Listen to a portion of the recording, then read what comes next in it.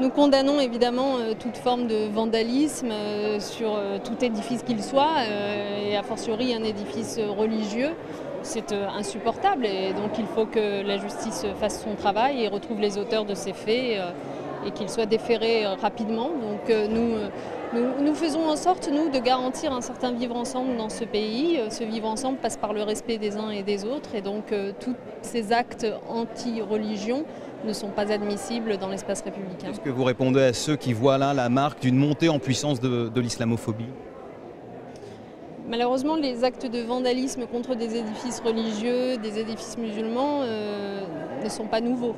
On en a connu déjà beaucoup par le passé. Ce qui est vrai, c'est que nous devons être extrêmement vigilants face aux thèses qui sont portées ici ou là, qui sont d'ailleurs très présentes sur les réseaux sociaux, sur Internet. Nous devons avoir une forme de vigilance accrue sur Internet, je crois, où sous couvert d'anonymat, beaucoup de choses se disent, beaucoup d'appels à la haine se profèrent.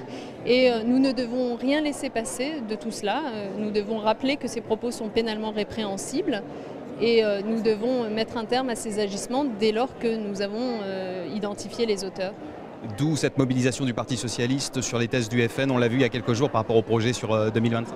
Le choix du Parti socialiste de se mobiliser sur les thèses du Front National provient aussi de la conscience qui est la nôtre, de ce qu'il y a une porosité de plus en plus grande entre ces thèses du Front National et puis d'autres formations politiques, voire la société tout entière. Autrefois, les thèses du Front National étaient cantonnées dans la case Front National et tout le monde avait évidemment conscience que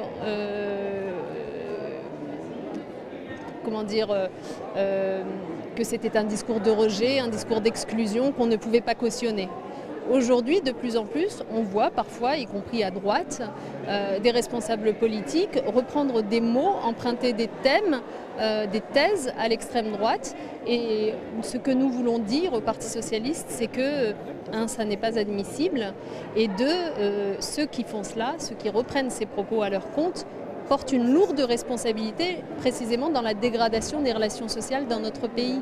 C'est vrai que lorsque vous assistez à des actes anti-religion, lorsque vous assistez sur les réseaux sociaux à des appels au meurtre ou à la haine de nature antisémite ou raciste ou anti-musulman, vous comprenez que c'est diffusé petit à petit une liberté de ton et une liberté de parole qui n'est pas admissible. Cette liberté de ton s'est diffusée parce que parfois au sommet, des responsables politiques ont pu reprendre à leur compte des thèses inadmissibles.